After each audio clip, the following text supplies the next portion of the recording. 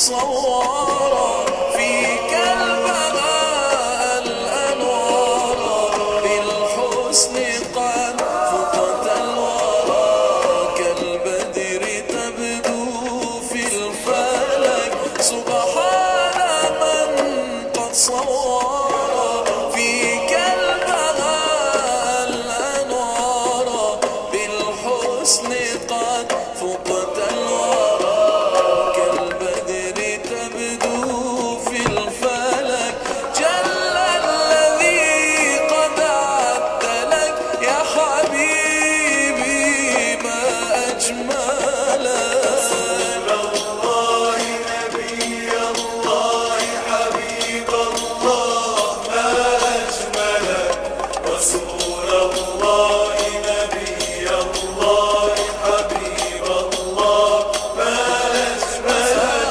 رسول الله نبي الله حبيب الله ما أجملك رسول الله نبي الله حبيب الله ما أجملك يا من هواه بالفؤاد بالوصل النعيم والوداد يا سيدي أنت المراد طوبى لمن دربك سالك يا من هواه بالفؤاد بالوصل النعيم والوداد يا سيدي أنت المراد طوبى لمن دربك سالك يهنى الذي قد أملك يا حبيبي ما أجملك الله نبي الله حبيب الله ما أجملك رسول الله نبي الله حبيب الله ما أجملك رسول الله نبي الله حبيب الله ما أجملك رسول الله نبي الله حبيب الله ما أجملك فأنت زين الأنبياء وأنت أوفى الأوفياء فأنت زين الأنبياء وأنت أوفى الأوفياء. السلام عليكم ورحمة الله تعالى وبركاته. بسم الله الرحمن الرحيم. الحمد لله رب العالمين وصلى الله وسلم على سيدنا محمد وعلى آله وصحبه الطيبين الطاهرين. اللهم لا سهل إلا ما جعلته سهلا وأنت تجعل الحزن يا ربنا إذا شئت سهلا. نسأل الله أن يرزقنا الإخلاص في النية والقول والعمل وأن يجعلنا من عباده الصالحين. اللهم لا سهل إلا ما جعلته سهلا وأنت تجعل الحزن إذا شئت سهلا. Muslimin dan muslimat rahimakumullah subhanahu wa ta'ala. Pada malam ini kita mahu memperbahaskan tentang satu tajuk yang penting pada awal majlis kita, yang ia tentang zakatul fitr. Maka saya harap semua sahabat mereka menjemput kawan-kawan sahabat untuk mereka masuk supaya mereka dapat belajar tentang zakatul fitr dan dapat yang wajib ke atas dia zakatul fitr, dia dapat untuk membayarnya dengan cara yang betul. Karena ada ramai pada tempoh ini mereka tanya tentang zakatul fitr, adakah wajib ke atas mereka bayar zakatul fitr, dan jika wajib ke atas mereka berapa mereka kena bayar zakatul fitr. Maka insyaAllah ta'ala sekarang saya akan menjelaskan tentang ini, tapi saya harap supaya manfaat jadi besar, semua yang ikut kita pada malam ini mereka share dengan yang lain dan jemput mereka, bagi tahu mereka ada perbahasan tentang zakat al-fitr. Allah subhanahu wa ta'ala telah berfirman, wa aqimus salata wa atuz zakah. Allah ta'ala telah menyuruh kita untuk kita menunaikan salat, dan Allah ta'ala telah menyuruh untuk zakat dibayar, yakni dia telah menyuruh yang wajib ke atas dia zakat untuk dia membayar zakat. Maka dalam Al-Quran ada suruhan untuk menunaikan zakat, yakni ke atas orang yang wajib dia bayar zakat. Dan zakat, ada zakat harta dan ada zakat badan. Zakat badan itu yang dinamakan zakatul fitr, ataupun zakat harta itu ada banyak jenis dan kita pernah bahaskan tentangnya sebelum ini dalam page ini. Tetapi pada hari ini kita mahu memperbahaskan sekarang tentang zakatul fitr. Dan juga jangan lupa bahawasanya zakat itu di antara 5 perkara yang paling besar dalam Islam. Rasulullah sallallahu alaihi wasallam telah bersabda, "Buniyal Islamu ala khams." Islam terbina atas 5 perkara dan di antaranya wa ita'uz zakat, membayar zakat. Maka jangan seorang mengambil ringan isu membayar zakat itu. Ini sangat penting dan ini sangat memanfaatkan seorang, dan apabila dia buatnya dengan ikhlas kerana Allah, hendaklah dia ingat bahawasanya pahalanya besar dan dia akan dapat berkatnya. Dia dapat berkat yang besar apabila dia bayar zakat dengan ikhlas. Muslimin dan muslimat rahimakumullah subhanahu wa ta'ala, sekarang kita akan mula perbahasan tentang zakatul fitrah ikut madhab Syafi'i. Apa yang ulama Syafi'iyah telah kata. Zakatul fitr itu ia wajib ke atas seorang yang muslim, wajib ke atas seorang muslim untuk dia membayarnya dengan syarat-syarat yang tertentu yang kita akan sebut nanti. Tetapi zakatul fitr itu kata ulama, ia wajib jika seorang dia sempat hidup sebahagian daripada Ramadan dan sebahagian daripada Syawal. Maknanya andaikan seorang dia mati di bulan Ramadan, tidak wajib untuk dibayar bagi dia zakatul fitrah kerana dia mati di Ramadan, tak sempat sebahagian daripada Syawal. Adapun kalau dia hidup sebahagian daripada Ramadan dan sebahagian daripada Syawal, maka itu dibayar bagi dia, yakni oleh pihak dia dibayar zakatul fitrah, dibayar zakatul fitrah. Maka orang yang wajib ke atas dia bayar zakatul fitrah, maka itu adalah seorang yang ada padanya syarat-syarat yang kita akan sebut nanti. Tetapi di sini juga peringatan, kalau seorang lahir bagi dia anak di bulan Ramadan dan dia mati di bulan Ramadan, maknanya dia tak sempat hidup sebahagian daripada Syawal, maka tidak wajib untuk dibayar zakat fitrah kerana anak itu yang dia lahir di Ramadan dan mati di Ramadan. Tapi kalau anak itu dia lahir di Ramadan, contoh sebelum terbenam matahari, hari yang akhir daripada Ramadan dia lahir dan kekal hidup sampai masuk malam hari raya, maknanya dia sempat sebahagian daripada Ramadan, sebahagian daripada Syawal, kemudian dia mati pada awal Syawal, maka dalam keadaan ini akan dibayar zakatul fitrah dengan syarat-syarat yang tertentu yang nanti kita sebut, kerana bayi itu yang dia meninggal tapi dia telah sempat hidup sebahagian daripada Ramadan, sebahagian daripada Syawal, maka dengan syarat-syarat yang tertentu ayahnya akan bayar zakatul fitrah dalam keadaan ini kerana bayi itu. Okey. Adapun kalau seorang pada 1 Syawal lahir bagi dia anak, okey, contoh mungkin ada sekarang yang isterinya hamil dan dia tengah tunggu isterinya melahirkan anak. Andaikan dia melahirkan anak pada 1 Syawal, Fajr 1 Syawal contoh, anaknya lahir. Macam anak saya yang perempuan, pernah juga anak saya yang perempuan lahir pada 1 Syawal, waktu Fajr lahir. Maka dalam keadaan ini apakah seorang ayah akan buat dalam keadaan ini? Tidak wajib dia bayar zakatul fitr kerana anak itu yang lahir pada 1 Syawal, kerana dia bukan lahir pada akhir Ramadan, tak, sudah habis Ramadan, dia lahir setelah Ramadan. Maka dalam keadaan ini tidak wajib untuk dia bayar zakatul fitr kerana anak itu yang lahir pada 1 Syawal.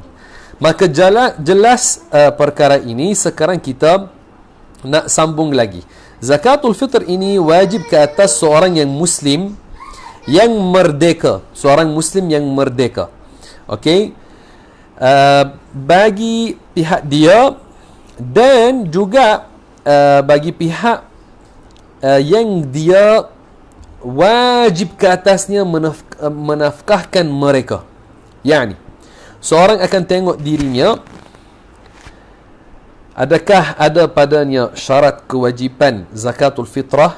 Jika ya, maka dia akan bayar untuk dirinya. Dan dia akan tengok siapakah yang dia menafkahkan mereka, yakni siapa yang wajib ke atas dia menafkahkan mereka.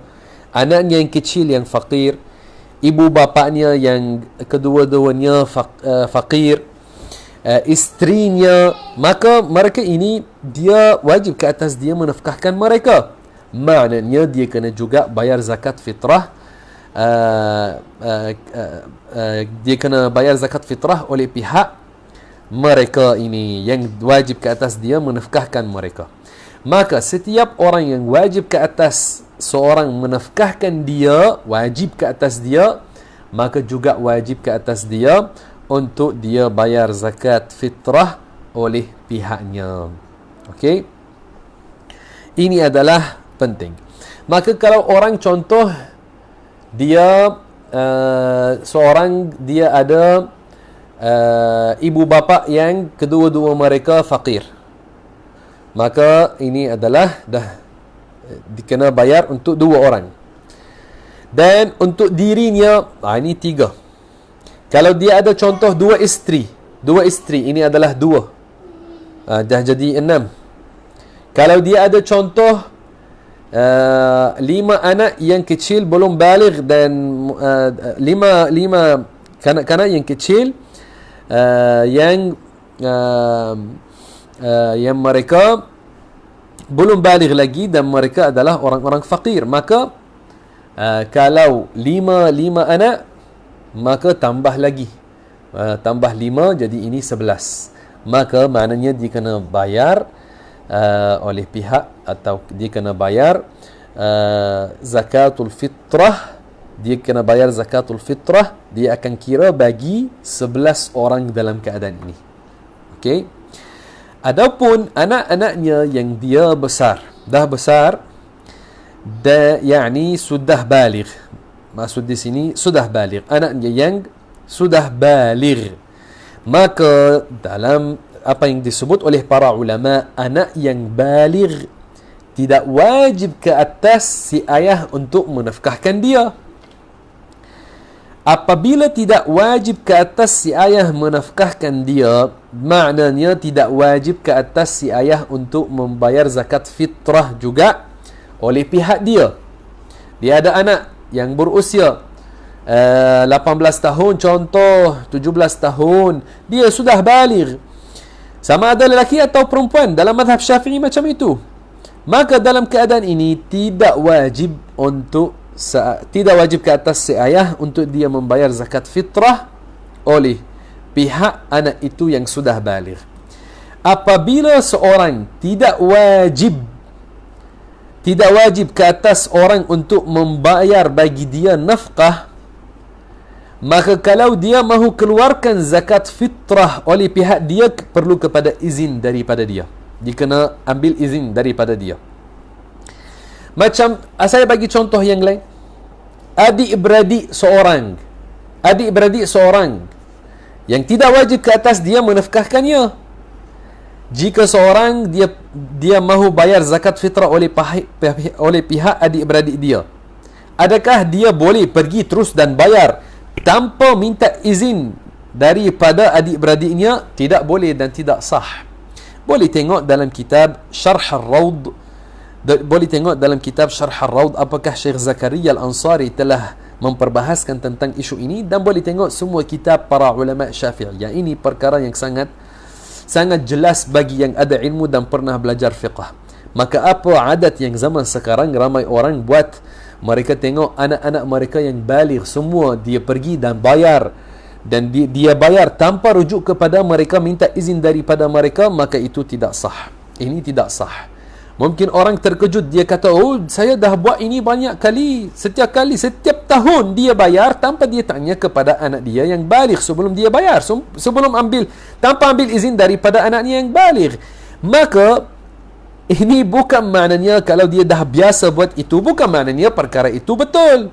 Yang betul adalah apa yang diajar oleh ulama, apa yang disebut oleh para ulama. Kenapa tidak belajar sebelum buat? Kenapa tidak belajar? Ini adalah kepentingan, kerana ini kita panggil orang ramai masuk belajar tentang zakatul fitr, bagaimana dibayar, apakah syarat-syaratnya, bagaimana ia sah.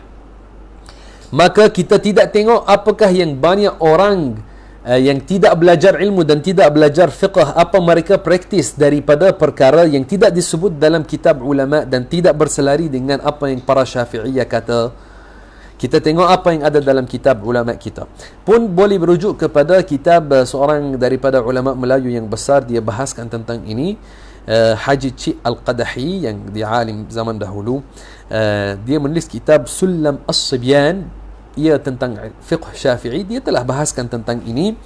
Dia menukilkan juga daripada kitab-kitab Arab dalam fiqh Syafi'i. Maka harap para muslimin dan muslimat ingatkan para bapa yang mereka sekarang mereka nak bayar zakatul fitr. Jika mahu bayar oleh pihak anak yang sudah baligh, bagi tahu dia, cakap dengan dia, wahai anak, saya mahu bayar oleh pihak kamu zakatul fitr. Kamu terima mewakilkan saya untuk membayar zakatul fitr oleh pihak kamu. Maka ambil izin daripada dia sebelum bayar, supaya sah. Seperti mana orang yang lain, bukankah anak ini yang baligh tidak wajib ke atas ayah untuk menafkahkan dia? Juga mana-mana orang yang tidak wajib ke atas seorang menafkahkan dia, kalau dia mahu bayar zakatul fitrah oleh pihak dia, minta izin daripada dia dahulu. Minta izin daripada dia dahulu. Jangan pergi dan bayar, kemudian kamu datang kepada sahabat kata, oh hari ini saya dah bayar zakat fitrah oleh pihak kamu. Tidak sah macam itu. Tidak sah. Muslimin dan muslimat rahimakumullah subhanahu wa ta'ala, juga jika ibu bapa mereka kaya, bukan orang fakir, mereka orang kaya, jangan bayar zakatul fitrah oleh pihak mereka tanpa mereka mewakilkan kepada kamu untuk buat ini. Jika mereka kaya, bukan orang fakir, bukan orang-orang fakir, maknanya tidak wajib ke atas kamu menafkahkan mereka. Maka jika mahu bayar oleh pihak mereka, perlu kepada izin daripada mereka. Okey, zakatul fitr berapa kadarnya? Kadarnya adalah, ikut mazhab Syafi'i, adalah satu sa' daripada makanan yang asasi di negeri seorang itu. Maka kalau kita di Malaysia, di Indonesia juga, maka makanan asasi adalah beras. Kalau di contoh di Lebanon dan Syria, Palestin, Jordan, itu gandum. Tapi di tanah Melayu, maka ia adalah beras. Maka dia bayar untuk setiap seorang satu sa'. Sa' itu gantang. Apakah sa' itu? Sa' itu adalah 4 mud. 4 mud. Satu mud adalah apa yang penuhkan dua tangan yang digabungkan seperti ini. Apa yang penuhkan dua tangan lelaki yang sederhana, mu'tadil, maka apa yang penuhkannya itu dikira satu mud, satu cupak. Maka satu gantang, satu sa' itu adalah 4 cupak. Maka kalau orang mahu bayar untuk dirinya, untuk dirinya nak bayar zakatul fitr, maka kadarnya ikut mazhab Syafi'i adalah 4 cupak daripada beras di Malaysia. yang ia dinamakan ini 4 cupak dinamakan 1 sa'. Sa' itu gantang. Dan bagi setiap orang yang wajib ke atas seorang menafkahkan dia, juga dia bayar 1 sa' untuk setiap orang. Contoh, kalau orang wajib ke atas dia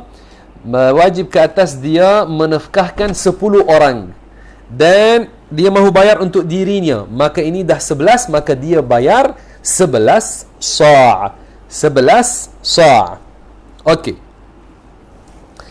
Dalam mazhab Syafi'i mesti kena bayar beras. Dalam mazhab Syafi'i kena bayar beras. Yani tak sah untuk tidak sah untuk bayar duit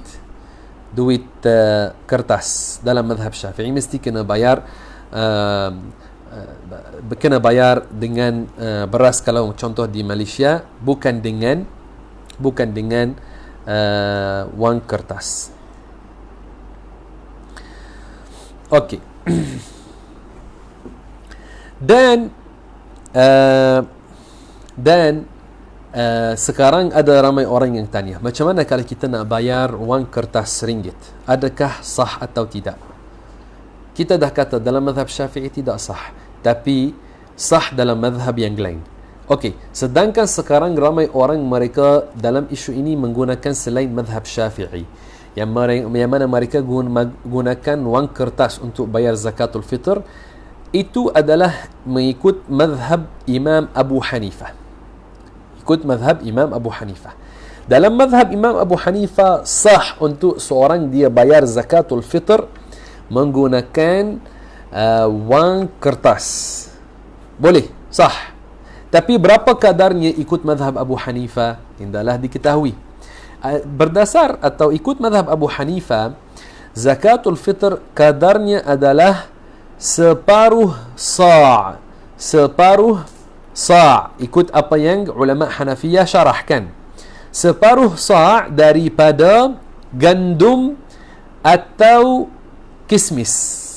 Separuh sa' daripada gandum atau kismis, atau 1 sa' daripada tamar atau barli. 1 sa' daripada tamar atau barli.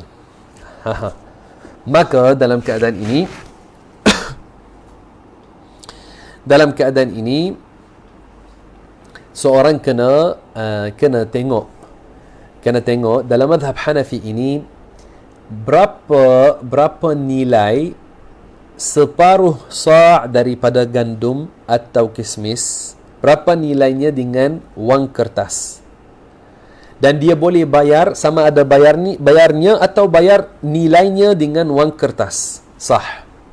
Atau seorang tengok berapa kadar 1 sa' daripada tamar atau daripada barli.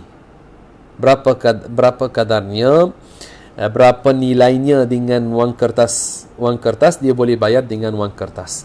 Okey. Muslimin dan muslimat rahimakumullah subhanahu wa ta'ala, kalau separuh sa' dengan timbangan dengan gram, berapa ia? Separuh sa'. Separuh sa', kalau seorang mahu tahu berapa dia bayar dengan wang ringgit, maka separuh sa' itu ia adalah seperti ikut apa yang disebut oleh setengah ulama, kadarnya dengan gram, ia adalah 1820 gram. 1820 gram. Okey, itu kalau mahu bayar ikut mazhab Hanafi, yang ia kadar separuh sa' daripada gandum contohnya. Maka separuh sa' itu 1820 gram. Okey. Adapun ada setengah ulama yang lain pun mereka sebut bahawasanya kadar separuh sa' itu adalah 2145 gram. Maka orang sekarang yang mahu bayar dengan duit kertas, maka apakah cara untuk nak sampai tahu berapa nilainya? Kita tengok ini kalau mahu ikut qaul yang pertama, yang ikut apa yang disebut oleh ulama Hanafiyah, kiraan mereka, seorang tengok 1820 gram itu berapa daripada gandum atau daripada kismis, berapa nilainya dengan wang ringgit untuk harga sekarang. Kemudian dia boleh bayar nilainya itu dengan wang ringgit. Ini adalah cara bagaimana kiraannya. Okey, kalau mahu lagi ihtiyat, maka kamu ambil yang lebih banyak, kiraan yang lebih banyak, yang ia 2145 gram. Itu lagi untuk lagi ihtiyat. Lagi ihtiyat yani to be lagi berhati-hati, untuk lagi berhati-hati. Okey, maka ini adalah ikut mazhab Hanafi. Maka sekarang jangan orang setelah dengar tazkirah ini dia sangka bahawasanya kita kata bayar zakat fitr dengan wang ringgit tidak sah untuk ikut semua mazhab. Tidak, bukan ini yang kita kata. Kita kata ini tidak sah ikut mazhab Syafi'i, tetapi sah ikut mazhab Hanafi. Adakah kita boleh taklid mazhab Hanafi dalam isu ini? Ya, boleh taklid dan boleh amalkan. Boleh amalkan dengan ini, tapi buatnya dengan cara betul seperti mana kita telah jelaskan sekarang. Okey, buatnya dengan cara yang betul. Okey, maka ini adalah tentang kadar zakat fitr. Sekarang wajib atas seorang untuk bayar zakat jika dia ada harta yang lebih daripada apa yang dia perlukan untuk hari raya dan malam yang setelahnya, hari raya, daripada makanan untuk dia dan untuk yang wajib ke atas dia menafkahkan mereka. Maka seorang akan tengok adakah dia ada harta lebih daripada apa yang dia perlukan untuk makanan dia dan makanan yang dia menafkahkan mereka, dan adakah dia ada harta lebih daripada apa yang dia perlukan untuk pakaiannya dan pakaian yang wajib ke atas dia menafkahkan mereka, dan termasuk dalam itu apa yang biasanya dipakai untuk hari raya. Ini masuk. Dia tengok adakah dia ada lebih daripada apa yang biasanya dipakai untuk hari raya, dan untuk tempat tinggal dia dan siapa yang wajib ke atas dia menafkahkan mereka, adakah dia ada harta lebih daripada itu, dan untuk makanan dia tengok adakah dia ada makanan yang cukup untuk dia dan ahli keluarga dia yang wajib ke atas dia menafkahkan mereka untuk hari raya dan malam yang setelahnya. Untuk tempoh ini dia tengok jika dia ada harta yang lebih daripada apa yang kita sebut, dan masuk dalam ini juga yang biasanya manisan yang dibuat untuk raya, untuk manisan yang biasanya dibuat untuk raya. Dia tengok adakah dia ada lebih daripada ini. Jika dia ada lebih daripada semua ini, ada lebih daripada semua ini, maka ini dia kena bayar zakatul fitrah. Kalau dia ada hutang dan duit yang ada dengannya tidak cukup untuk semua perkara ini dan untuk dia bayar hutang, maka tidak wajib ke atas dia untuk bayar zakat al-fitr. Tidak wajib ke atas dia dalam keadaan ini. Okey? Maka jika dia ada harta lebih daripada apa yang kita sebut, itu yang wajib ke atas dia untuk bayar zakat al-fitr. Okey, bila zakatul fitr boleh dibayar? Boleh bayarnya di bulan Ramadan. Di bulan Ramadan boleh bayar zakatul fitr. Tetapi lagi baik seorang bayarnya pada hari raya sebelum solat hari raya. Pada hari raya tapi sebelum solat. Dan haram melambatkan membayar zakat sampai setelah terbenam matahari hari raya tanpa ada uzur, tanpa ada alasan, tanpa ada uzur. Okey, maka ini adalah apa yang disebut oleh para fuqaha.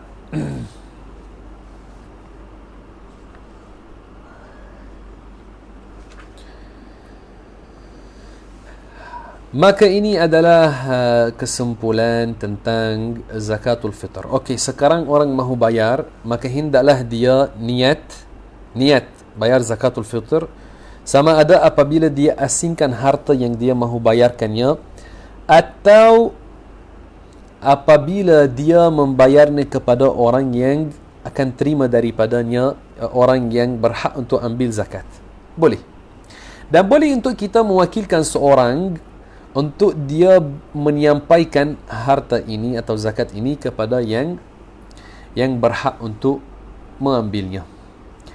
Dan zakat itu dibayar bagi asnaf yang mereka disebut dalam Al-Quran, yang mereka adalah al-fuqara wal-masakin wal-amilina 'alayha wal-mu'allafati qulubuhum wa fir riqab wal-gharimin wa fi sabilillah wa ibnis sabil. Maka 8 ini saya sebut dengan ringkas siapakah mereka: orang fakir, orang miskin, orang yang dia amil, dan ini ada ta'rifnya, setiap ada ta'rifnya. Dan al-mu'allafa qulubuhum, yang baru masuk Islam, maka ini kita bagi mereka zakat al-fitr supaya mereka jadi kuat hidup di antara orang-orang Islam. Dan wa fir riqab itu yakni hamba sahaya yang dia telah buat janji dengan tuannya, jika dia bayar sekadar daripada harta, dia jadi merdeka.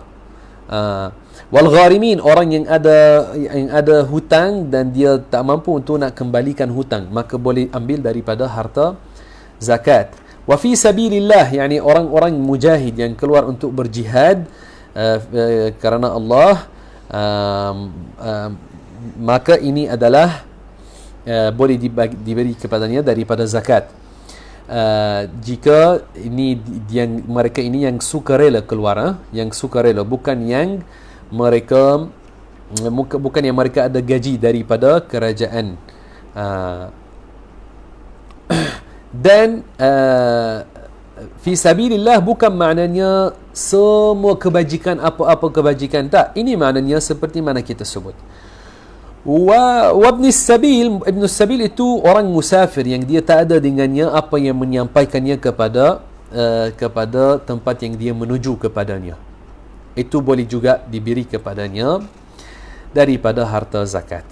Tetapi harta zakat tidak boleh membayarnya untuk mahu membina contoh sekolah, atau mahu membina pusat untuk warga mas contohnya, tak. Harta zakat itu apabila ia adalah harta zakat, kena dibayar kepada asnaf yang disebut dalam Al-Quran. Maka bukan apa-apa amal kebajikan, contoh binaan hospital atau apa, maka itu diguna padanya harta zakat, bukan seperti ini. Maka ini adalah sudah dijelaskan dalam kitab-kitab fiqh, sudah dijelaskan, dan ini ada ayat dalam Al-Quran disebut dalamnya 8 asnaf ini, maka kita bayar kepada 8 asnaf yang disebut di dalam Al-Quran. Maka hendaklah seorang faham ini. Ada setengah orang mereka meletakkan duit yang mereka niat dengannya zakat dalam mana-mana tabung yang mereka jumpa. Mana-mana tabung mereka meletakkannya. Tak, bukan ini caranya. Hendaklah kita pastikan kita baginya kepada orang yang mustahiq, yang berhak untuk ambil daripada harta zakat. Barakallahu fikum. Ini adalah kesimpulan, kita cuba membantu supaya orang tahu dirinya, bagaimana dia bayar zakat, adakah wajib ke atas dia bayar zakat, dan bagaimana dia bayar zakat jika wajib ke atas dia untuk membayar zakat. Barakallahu fikum. Sekarang kita mahu sambung dalam kitab Mukhtasar, maka harap kalian buka, kita nak sambung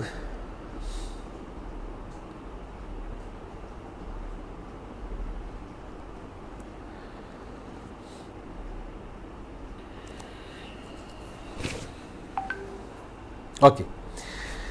Kata pengarang rahimahullah,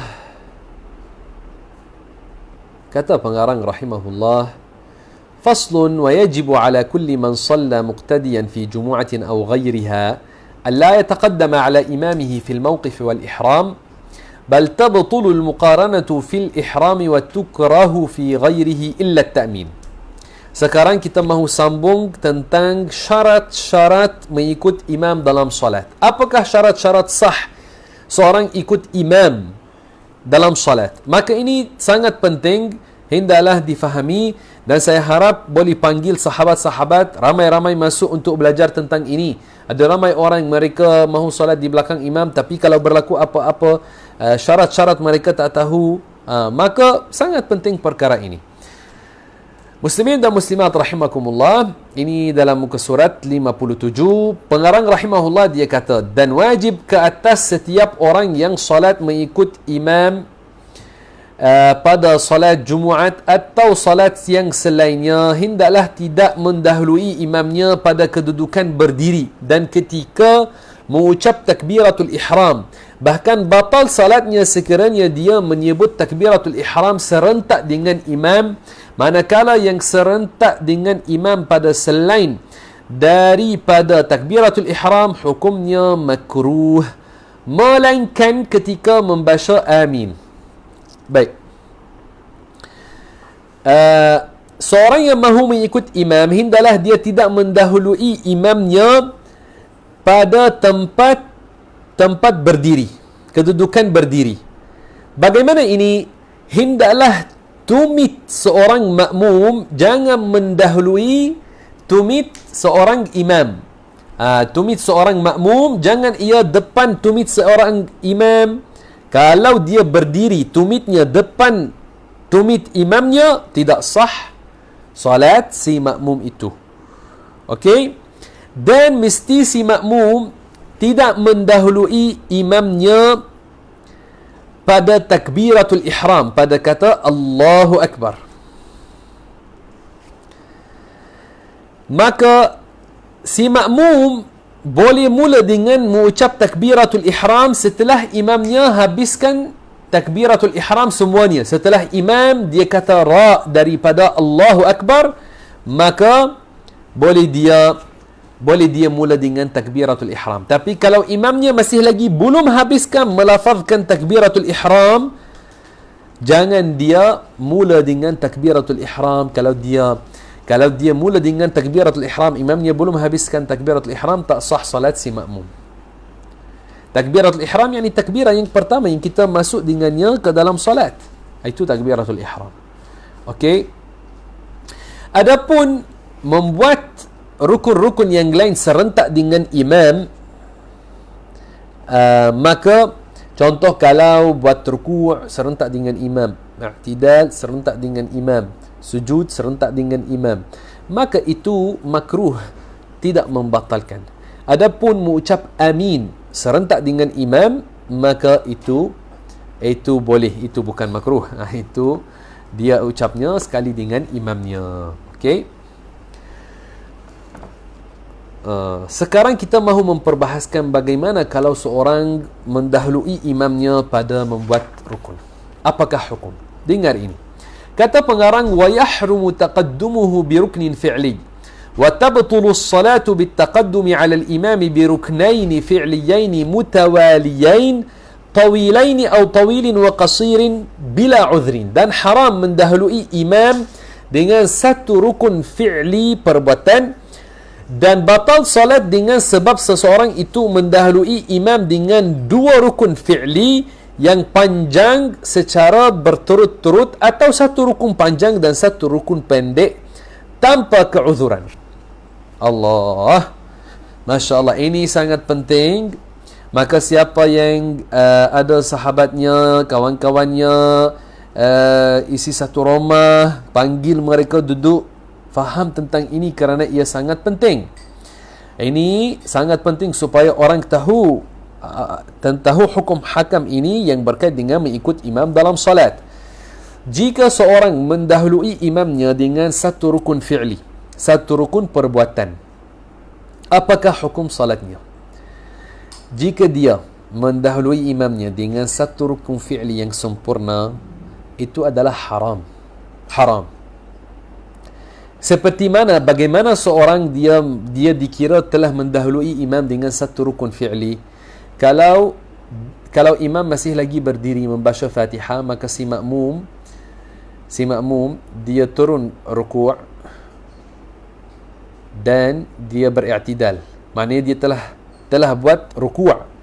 Dia telah buat rukuk sebelum imamnya. Itu dikira satu rukun fi'li, dia telah mendahului imamnya dengannya. Tapi kalau dia hanya rukuk, imamnya masih lagi berdiri, ini dia hanya rukuk tapi belum i'tidal, ini belum dikira dia telah mendahului imam dengan satu rukun. Bahkan ini sebahagian daripada rukun, kerana dia belum habis daripada rukuk itu. Maka dikira dia mendahului imamnya dengan satu rukun, dan ini adalah haram. Seperti kalau dia buat rukuk kemudian i'tidal, sedangkan imamnya masih lagi dalam keadaan qiyam, dalam keadaan berdiri, belum buat rukuk. Okey. Adapun kalau seorang dia hanya buat rukuk sebelum imamnya, tapi belum buat i'tidal, belum buat i'tidal, yakni dia tidak sempurna, tidak habis lagi daripada rukuk, maka ini adalah makruh. Ini adalah makruh. Okey, dalam keadaan ini apakah seorang buat? Andaikan seorang dia mendahului imamnya dengan rukuk, apakah dia buat dalam keadaan ini? Dalam keadaan ini, jika dia sengaja mendahului imamnya dengan turun kepada rukuk, maka sunat bagi dia untuk dia kembali berdiri. Ini sunat bagi dia. Yani walaupun dia tidak kembali, masih lagi sah salatnya. Adapun kalau dia buat ini kerana lupa, dia mendahului imamnya lupa, juga dalam keadaan ini ada pilihan, kata ulama yukhayyar. Dalam keadaan ini ada pilihan, boleh dia kekal tunggu imamnya dalam rukuk, atau boleh dia kembali juga berdiri. Maka ini adalah hukumnya. Tapi kalau hanya turun kepada rukuk sebelum imamnya, ini belum dikira dia telah mendahului imamnya dengan satu rukun, bahkan ini sebahagian daripada rukun. Ini hukumnya makruh. Kalau sengaja dibuat, yani. Harap ini jelas apa yang kita sebut. Ini hukum kalau kita dah syarah tentang hukum mendahului imam dengan satu rukun dan dengan sebahagian daripada rukun fi'li, perbuatan. Jika seorang mendahului imamnya dengan dua rukun fi'li yang dua-duanya panjang, atau satu panjang satu pendek, tanpa alasan, tanpa uzur, batal salatnya. Bagi saya syarah tentang isu rukun panjang dan rukun pendek. Ada daripada Syafi'iyah yang mereka kata rukun-rukun salat ini ada di antaranya yang panjang, ada di antaranya yang pendek. Yang pendek ini seperti i'tidal dan duduk di antara dua sujud. Mereka kiranya pendek. Okey. Maka kalau seorang dia mendahului imamnya dengan dua rukun perbuatan, kita kata perbuatan, kita tak cakap tentang rukun ucapan. Dua rukun perbuatan, seperti sama ada dua rukun perbuatan ini, dua-duanya panjang, atau satu panjang dan satu pendek, tanpa uzur, tanpa alasan, batal salat si makmum ini. Bagaimana? Apakah contohnya? Contohnya imam masih lagi berdiri, belum rukuk, tapi si makmum dia turun rukuk, kemudian dia i'tidal, dah sempurnakan satu rukun fi'li yang ia rukun rukuk. Kemudian dia mula turun ke sujud, sedangkan imamnya masih lagi berdiri, yakni dia telah sempurnakan rukun i'tidal. Maka dia telah mendahului imamnya dengan satu rukun panjang dan satu rukun pendek, dua-duanya perbuatan tanpa alasan, batal salat si makmum. Batal salat si makmum.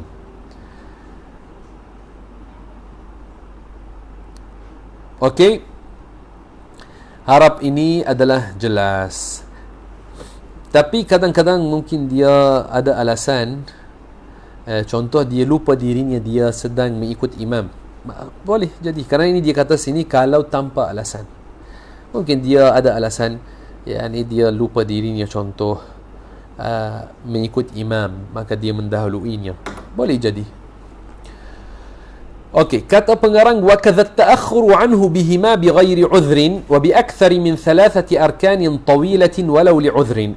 Dan begitu juga batal jika terawal daripada imam sebanyak dua rukun dengan kedua-duanya dengan yani dua rukun sini dua rukun fi'li dengan keduanya situasi di atas tanpa sebarang keudhuran, atau dengan lebih daripada 3 rukun, yang 3 rukun perbuatan yang panjang walaupun disebabkan keudhuran. Allah, sekarang kita nak bahaskan tentang lambat daripada imam. Yang sebelum kita syarah tentang kalau seorang mendahului imamnya. Sekarang kita nak syarah kalau seorang dia lambat daripada imamnya. Jika seorang lambat daripada imamnya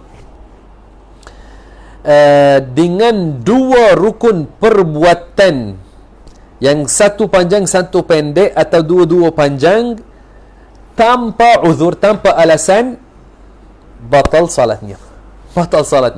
Yani contoh si imam dia buat ruku', dia kemudian angkat untuk i'tidal, kemudian dia mula turun kepada sujud, sedangkan si makmum masih lagi berdiri macam itu. Bukan dia ada alasan, bukan dia lambat baca Fatihah, tanpa alasan, batal salat si makmum. Tapi kalau dia lambat daripada imamnya dengan hanya 1 rukun perbuatan, belum batal salatnya. Kalau lambat daripada imamnya dengan 2 rukun perbuatan, 2 rukun perbuatan itu berturut-turut, tanpa alasan seperti mana kita syarah, maka batal salat si makmum. Okey. Jika dia ada alasan, contoh dia lambat membaca Al-Fatihah, belum habis baca Fatihah. Jika dia ada alasan, maka kalau dia lambat daripada imamnya lebih daripada 3 rukun perbuatan, yang panjang, tengok kita kata yang panjang, ini yang panjang penting. Kalau dia lambat daripada imamnya kerana alasan dengan 3 rukun perbuatan yang panjang dan lebih daripada 3 perbuatan yang panjang tanpa alasan, batal salat si makmum.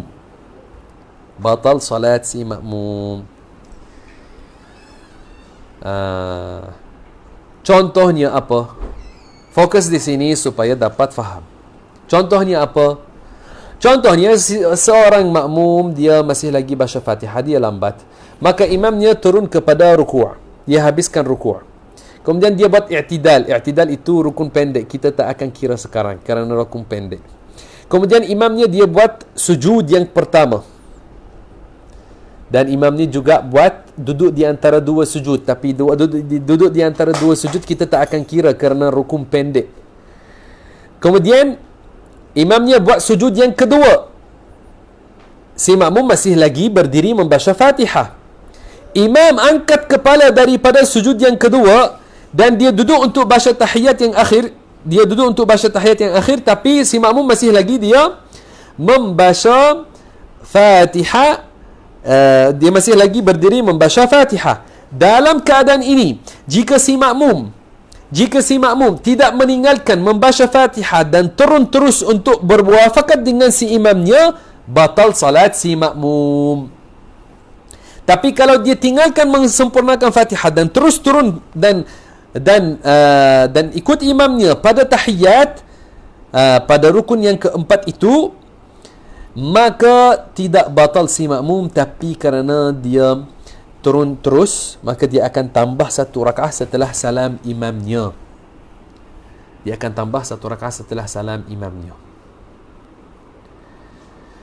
Okey, mungkin ada setengah orang kali pertama dia dengar syarahan ini, maka apakah dia buat? Apakah dia buat? Kita sekarang online, jadi bukan kita duduk depan pelajar yang mana mereka boleh kata boleh ulang sekali lagi, boleh ulang 2 kali, boleh tulis atas papan. Kita bukan seperti ini. Maka tetapi ada peluang, lagi mahu lagi faham, buat apa? Ulang sekali lagi, tengok sekali lagi rakaman ini, tengok sekali lagi rakaman ini dan tulis. Ketika saya syarah, kamu tulis, ambil nota dan tulis, maka akan lagi faham. Okey. Sekarang kalau dalam isu yang akhir yang kita masih lagi syarah, orang yang lambat daripada imamnya dengan lebih daripada 3 rukun perbuatan yang panjang tanpa alasan. Andaikan seorang tak sampai lagi kepada tahap itu. Contoh, imamnya apabila imamnya dalam sujud pertama dia habiskan Fatihah, apakah dia buat?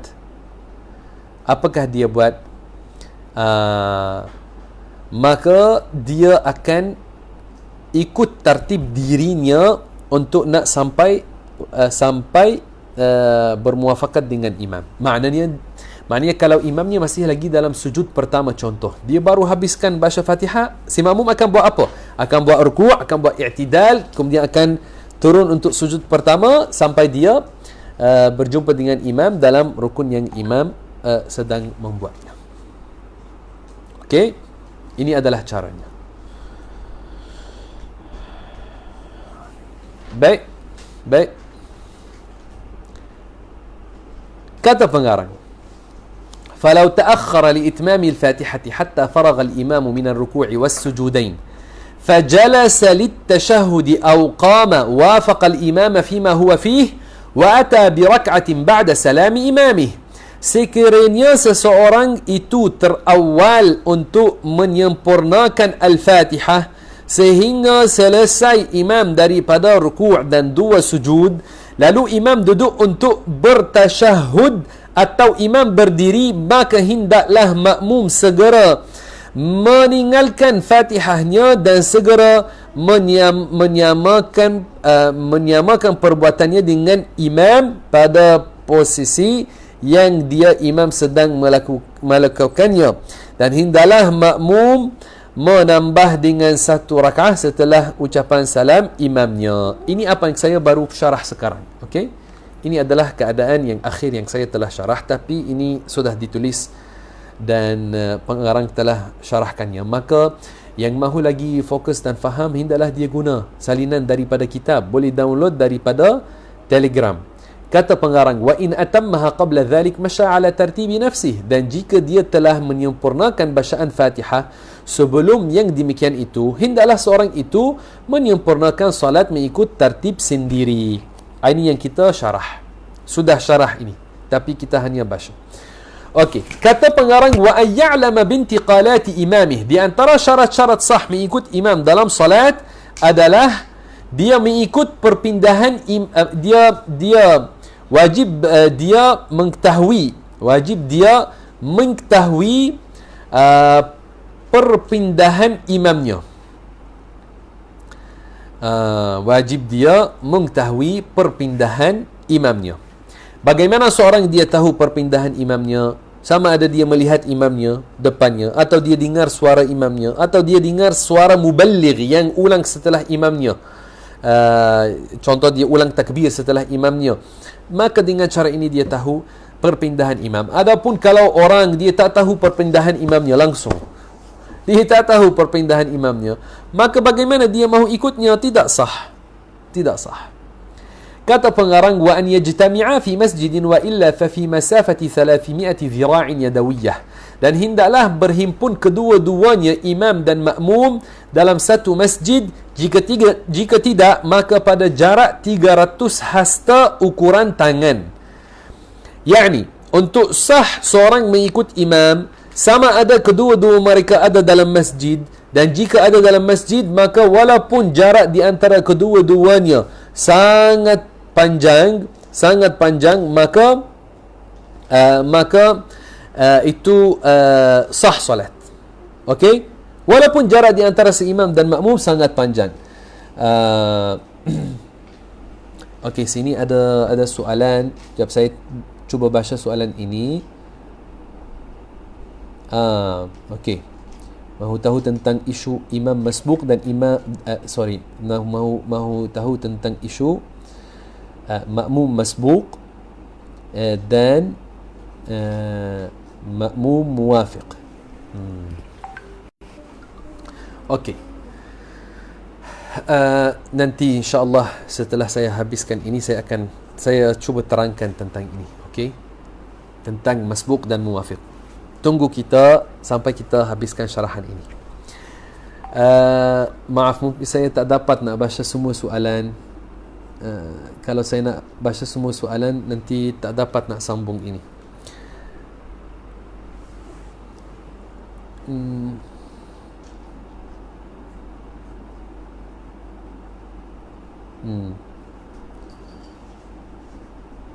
Okey, insya-Allah kita cuba bantu.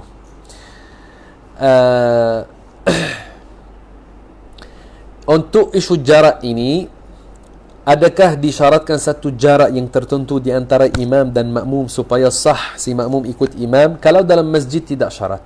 Walaupun ada jarak panjang di antara imam dan makmum, tapi kedua-duanya dalam masjid, sah salat jika makmum masih lagi tahu tentang perpindahan imam. Walaupun mereka hanya dua, seorang imam, seorang makmum, dan sangat jauh imam daripada makmum, kalau kedua-dua mereka ada dalam masjid, sah.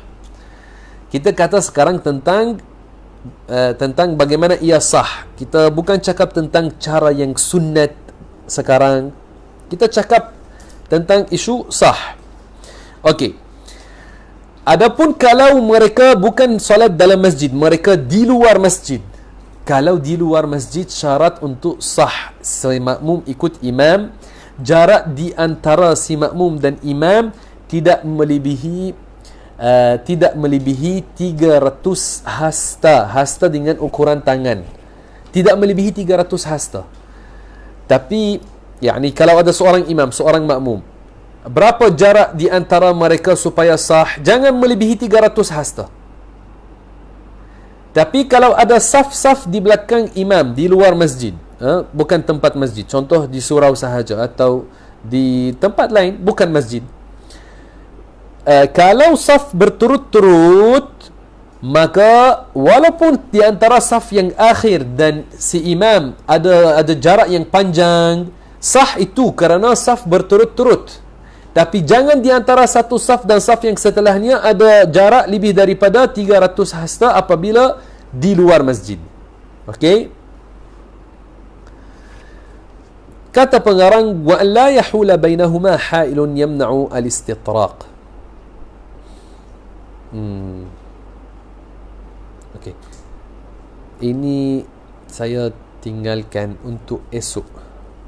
Saya tinggalkan ini untuk esok. Esok saya sambung. Saya nak jawab soalan ini yang penting yang ada seorang daripada muslimin tanya tentang makmum muwafiq dan makmum yang masbuq. Makmum yang muwafiq adalah yang dia telah buat takbiratul ihram setelah imamnya. Adapun yang masbuq itu yang dia telah masuk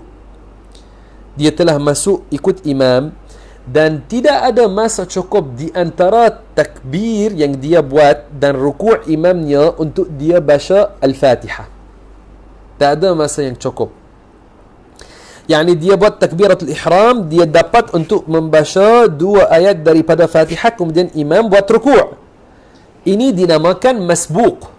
Si masbuq ini, apakah dia buat? Dia tidak sempurnakan Fatihah dia, tapi dia turun dan ikut imamnya. Ini pada rakaat yang dia masuk padanya. Rakaat yang dia masuk padanya, dia tidak sempurnakan Fatihah dia dalam keadaan ini kerana dia masbuk, dia hanya ikut imamnya, dan tidak perlu untuk dia tambah satu rakaat dalam keadaan ini kerana hukumnya masbuk. Masbuk ini dia baca apa yang dia mampu daripada Fatihah dan dia ikut imamnya. Walaupun dia tak sempurnakan Fatihah dalam keadaan ini, sah, tak perlu nak tambah satu rakaat. Tetapi dalam selain rakaah yang dia masuk padanya, dia kena sempurnakan bacaan Fatihah. Dia tidak tinggalkannya. Contoh, dia seorang muwafiq, dia bukan masbuk. Maka pada rakaah yang ketiga, contoh, dia lambat daripada imamnya dalam bacaan Fatihah. Maka dalam keadaan ini, dia dalam mazhab Syafi'i, wajib ke atas si makmum untuk membaca Fatihah. Maka dia tidak meninggalkan sempurnakan Fatihah terus macam itu dan dia turun bersama imamnya untuk membuat rukuk. Tidak. Tapi dia sempurnakan Fatihahnya, melainkan kalau dia sudah lambat daripada imamnya dengan lebih daripada 3 rukun fi'li yang panjang, 3 rukun perbuatan yang panjang, maka hendaklah dia muwafaqah dengan imamnya, dia ikut imamnya pada rukun yang dia buatnya, dia tinggalkan sempurnakan Fatihah dan dia turun contoh kepada tahiyat yang akhir. Jika contoh ini berlaku pada rakaat yang keempat daripada zuhur contohnya, maka dia muwafaqah dengan imamnya pada rukun yang keempat. Kemudian dia tambah satu rakaat setelah salam imamnya, seperti mana kita syarah sebelum. Maka ini adalah tentang muwafiq dan masbuk. Yang muwafiq itu yang dia terus masuk dalam solat setelah takbiratul ihram daripada imamnya. Maknanya dia ada masa yang cukup untuk dia baca Fatihah. Maka orang ini hendaklah dia sempurnakan Fatihah. Sempurnakan Fatihah ini dalam mazhab Syafi'i. Dalam mazhab Syafi'i wajib ke atas makmum untuk membaca Fatihah juga. Walaupun dalam mazhab yang lain ada, mereka kata kalau seorang dia makmum, tidak wajib ke atas dia membaca Fatihah. Tapi dalam mazhab Syafi'i macam itu. Okey, barakallahu fikum. Maka esok insya-Allah kita sambung daripada muka surat 59. Insya-Allah taala. Untuk malam ini kita mahu memberi satu zikir yang pahalanya sangat besar, yang ia apa yang seorang baca apabila dia masuk pasar. Sekarang ramai orang mahu beli baju raya dan buat persediaan untuk raya, mereka pergi pasar-pasar untuk mahu beli. Maka malam ini kita ajar doa us-suq. Apakah ia? Ini zikir, hendaklah seorang kata لا إله إلا الله وحده لا شريك له له الملك وله الحمد يحيي ويميت وهو حي لا يموت بيده الخير وهو على كل شيء قدير. Yang membaca ini apabila dia masuk dalam pasar, maka akan ada bagi dia alfi hasanah, 1000 hasanah, dan akan